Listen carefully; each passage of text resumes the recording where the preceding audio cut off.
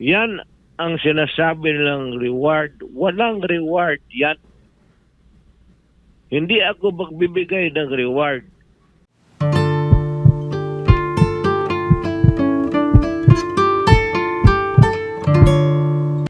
Walang gagong pulis na papasok ng makukulong sila.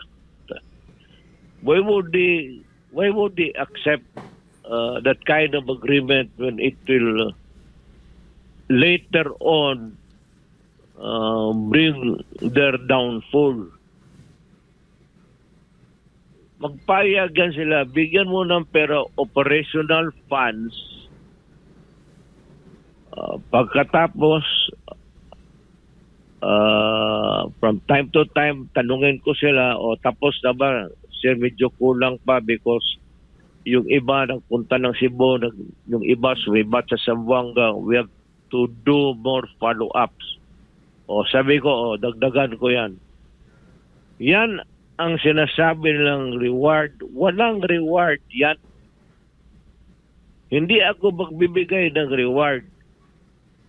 Kung ang pinakamaano sila sa akin is pag mission accomplished, is yayain ko sila sa restaurant, magkain kami, and I congratulate them. In other words, yun ang in other words, Mr. President, yun ang pinaka-reward nila. Giving them recognition of doing their work. At saka, palainom mo yung pulis. Bilang mo 2 boteng scotch. Kaya yung nakikita natin sa, iba pumupunta ka man ng noong kay sa sa bar ni Bong. Yun mga pulis na yun man yan sila. Yung magpunta doon na 4, 5 yun yan sila na maripartida ko sa kanila. Hindi yan ang tatanggap ng pera. Nahihiya. Yan lang sabi. Sige, hapon kayo doon. Inuman tayo. Now, dating Presidente Duterte, meron nung lumabas ngayon sa social media. Inilalabas nila yung sinabi ninyo, siguro mga ilang linggo pa lang kayo na naging presidente o ilang buwan pa lang, kung saan kino-quote kayo. Ang sabi niya ron, bibigyan nyo ng 3 milyon ang sino mang makahuli o makapatay sa mga drug lords. No. Kino-quote, ano bang, yun ang ginagamit nila na nagpapatunay, kita mo, umaalok siya ng 3 milyon para makahuli o ang sabi ko naman, sabi ko, alok yun siguro sa mga tao, hindi sa mga pulis, kasi yung pulis trabaho nila yun Kung baga, magbigay ka ng impormasyon sa mga yan. Ito, binibigyan ko sila ng operational funds. Pero ito talaga ang order ko sa kanila.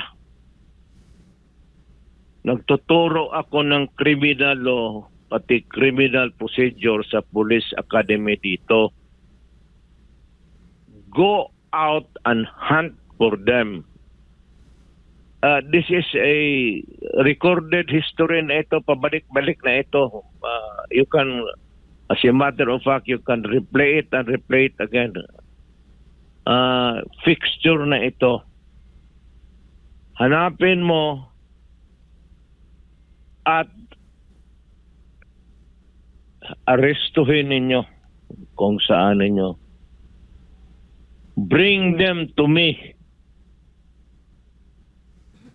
Pero pagka lumaban at nakita ninyo na ang sarili niyong buhay ay mapalagay sa alanganin, patayin ninyo kasi ayaw kong makita ang pulis ko na ang mamatay kaysa kriminal. Yan talaga ang order ko. Baski sa Maynila ako mag-lecture noon o dito. Baski saan, ganon talaga. Patayan talaga yan. Yan ang order ko. Pag lumaban, at alanganin ang buhay mo, patayin mo na. Yun. Now, former President Duterte, hindi ho mapapasinungalingan ng yung digmaan sa illegal na droga ay naging matagumpay. Nagkaroon ng kapayapaan sa panahon ninyo. Ngayon po ba na Katahimikan. nawala kayo sa Panguluhan, ano po bang naririnig nyo? Anong feedback nyo sa ginawa ninyong digmaan sa droga? Yun ba'y nanatili na naging mapayapa tayo o iba ang naririnig nyo ngayon? Ang problema dyan, because if I will answer the question, it would be self-serving. I would rather na yung buong badla, let the people make the proper decision.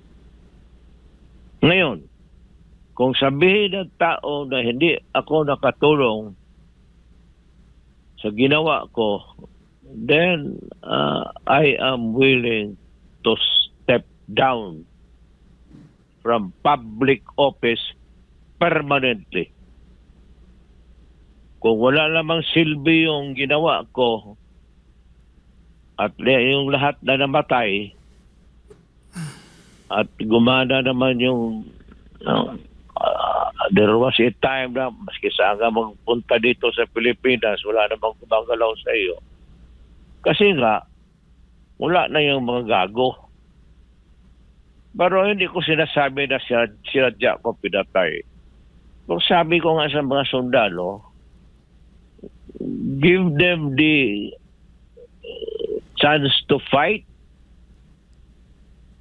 so that if they fight, then we would be justified in killing them. And that is one problem solved for the day. Totoo yan.